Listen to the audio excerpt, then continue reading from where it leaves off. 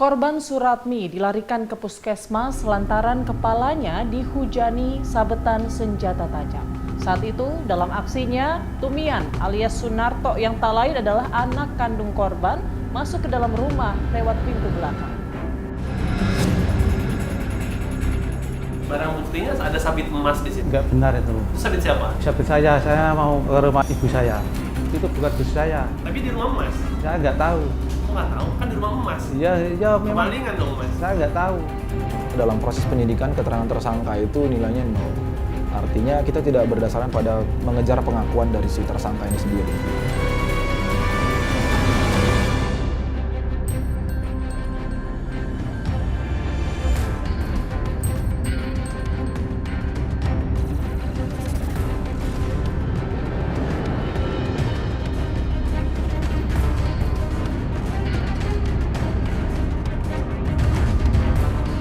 Suratmi tewas setelah selang oksigen yang menempel di hidungnya dicabut oleh anaknya, Tumian alias Sunarto. Saat itu, Suratmi sedang dirawat di Puskesmas Cepiring, Kabupaten Kendal, Jawa Tengah akibat luka sabetan senjata tajam di kepala. Setelah masuk ke ruangan UGD, korban kemudian dibawa ke kasur ini untuk mendapatkan pertolongan. Namun 15 menit kemudian anak yang juga diduga sebagai pelaku datang dan mencabut selang oksigen dari korban.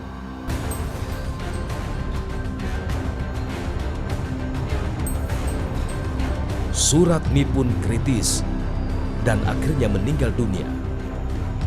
Dikuatkan juga oleh keterangan perawat yang pada saat itu juga bertugas di puskesmas itu mengatakan bahwa tidak lama setelah si pelaku ini keluar dari dari bilik rawatnya si korban, selang sudah dalam kondisi terlepas. Karena kemampuan puskesmas untuk memberikan pertolongan mungkin kurang, akhirnya dirujuklah ke rumah sakit umum, menunggu ambulans datang. Pada saat ambulans datang juga yang berada di dalam mobil itu hanya dari si pelaku, korban dengan supir dari ambulans ini, seperti itu. Akhirnya meninggal dalam perjalanan dari Cepiring menuju ke Kecamatan Kendal. Menurut keterangan salah satu warga, peristiwa penganiayaan yang dilakukan oleh Tumian kepada sang ibu terjadi pada 19 Desember 2021 lalu. Saat itu, Tumian alias Sunarto terlihat masuk lewat pintu belakang rumah ibunya.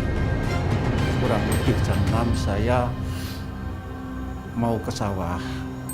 Kebetulan di rumah Pak Suratmi itu ada namanya Sunarto.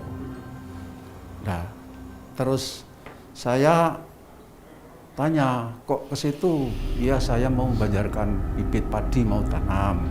Saya melihat si Sunarto itu pakai kaos lengan pendek warna biru. Terus celana pendek warna abu-abu. Dan di saat itulah diperkirakan penganiayaan terjadi. 1 jam kemudian, Suratmi pun ditemukan dalam kondisi kritis dengan 3 luka bacok di kepala. Bercak darah awalnya di sini. Ya, di sini. Kemudian kita telusuri masuk ke dalam. Masuk ke dalam. Dari sini kita telusuri ke dalam. Dari ini kan masih ada bekasnya. Ini darah. Jadi dari keterangan ini di sini ya. Kemudian menurut keterangan dari masyarakat kita temukan korban di ruangan tengah ini ya. Ini kan ada tempat tidur korban. Kita temukan korban di bawah sebelah kasur ini. Jadi posisinya sudah di lantai.